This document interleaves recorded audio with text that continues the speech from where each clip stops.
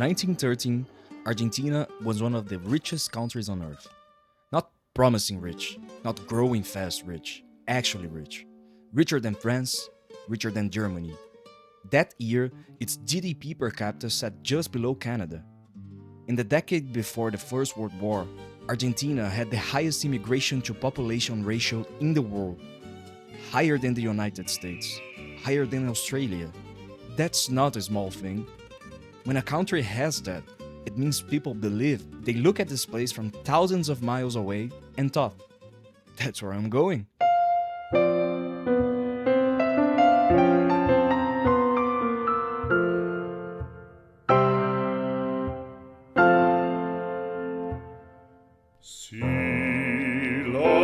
Everything went wrong.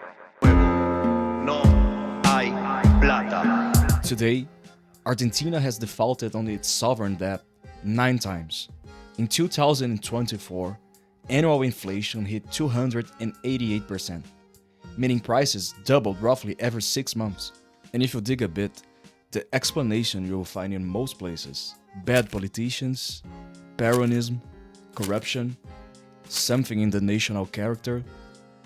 Here's the problem with that explanation. Almost every country in Latin America has had bad politicians and corruption. None of them end up quite like this. The real answer is older than Perón. It's older than Argentina itself. And it was sitting there the whole time. In the grass. Okay, so let's try to understand what happened. First, you need to understand what the Pampas actually are. The Pampas stretch across roughly 290,000 square miles of central Argentina. To put that in perspective, that's larger than France. And unlike France, it's almost completely flat. No mountains, no major obstacles. Just a huge plain that goes and goes, fertile topsoil, water by reliable rainfall, and all of this in a wonderful temperate climate that never gets quite cold enough to kill a crop. You see, if we look the measure of agricultural potential, the Pampas are among the best pieces of land on earth. Maybe the best. And at the center of this plain, where several navigable rivers converge, pointing directly at the Atlantic, sits Buenos Aires. Argentina was, in short, at that time, a perfect export machine. Raw material in the interior, navigable rivers to the port, ocean to Europe. The only thing missing was capital and labor. Britain provided the capital.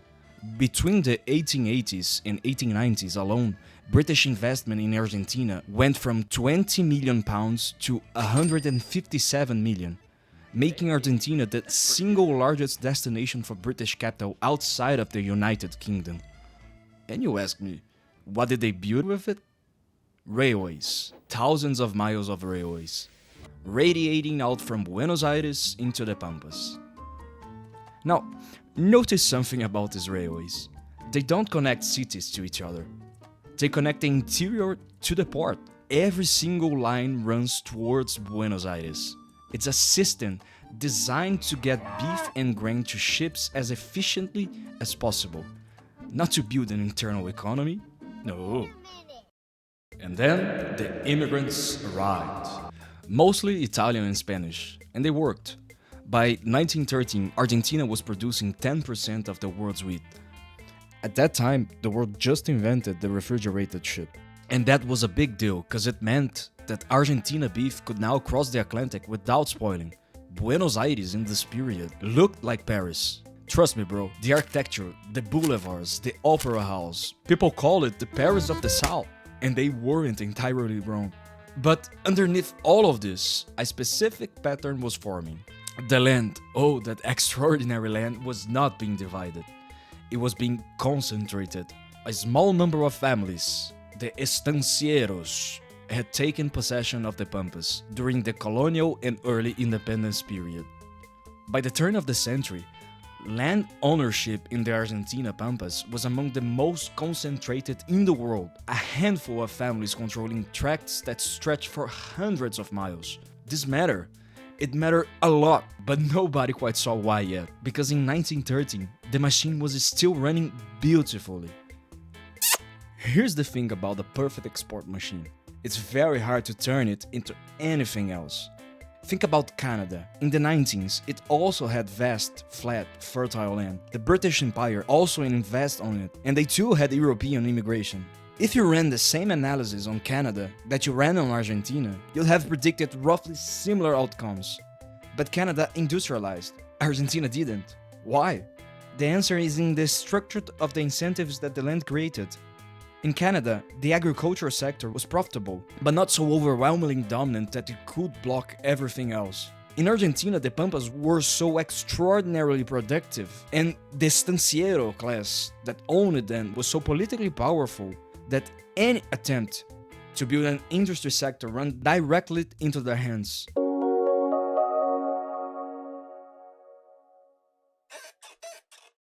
Think with me, what industrialization requires? It requires tariffs to protect your infant industries from cheaper foreign competition, but tariffs on manufactured goods also invite retaliation. And what does Argentina export? Beef and grain. The moment you impose tariffs, Britain and Germany and France can say, fine, we'll tax your beef. The estancieros, whose entire wealth came from those beef and grain exports, had every reason to fight industrialization. Not because they were villains, because the economics were perfectly rational. Their land was like an ATM that worked. Why break up the machine?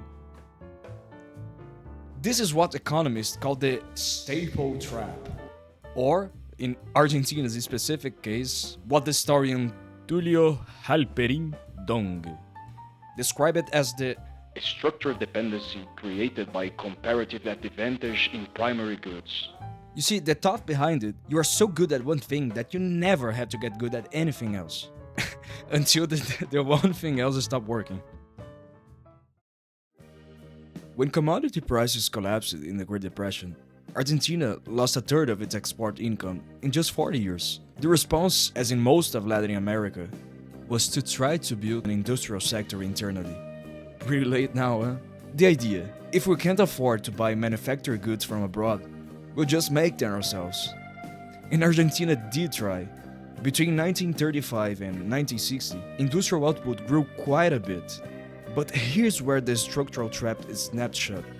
Every government that tried to industrialize needed to tax exports to fund it, tax the beef and grain, use the revenue to subsidize factories. Perón, whatever else you think of him, was essentially doing this.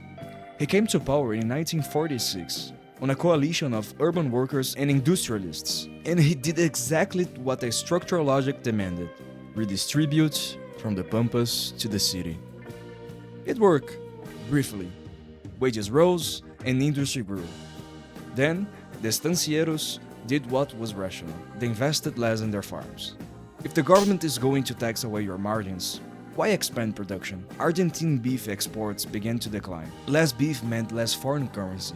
Less foreign currency meant Argentina couldn't import the industrial inputs the new factories needed. The factories low. Workers were not happy. The economy contracted and the government fell. A new government came in, usually military, reversed Perón policies. The estancieros, relieved, reinvested. Exports recovered, the economy stabilized, briefly. Yes, I know, again.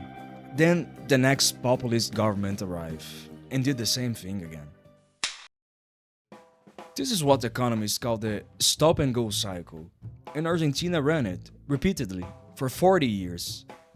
Perón, military, anti-Perón, Perón again, military, civilian, military, Perón, military, anti-Perón, Perón again.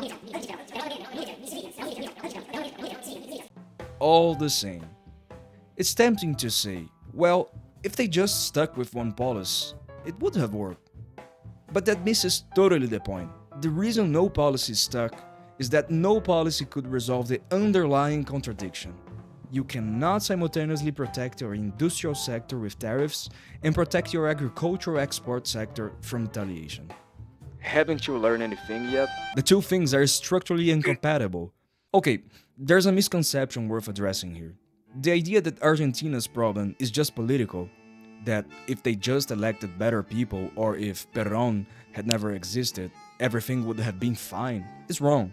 Argentina didn't have 9 defaults and a political crisis every few years because of bad luck or bad character. It had them because the contradiction between its agricultural interests and its industrial aspirations created an unsolvable political problem that any leader of any ideology would have struggled with. Perón didn't create the trap. The Pampas did. Perón just happened to be the most visible person standing in it. Those immigrants who arrived in Buenos Aires harbor in 1913, they weren't wrong. The country was really rich. The trap was already there in the grass. They just couldn't see it from the ship. Whether Argentina can break out of it 120 years later with a new government and a new experiment, I really don't know. The grass is still there.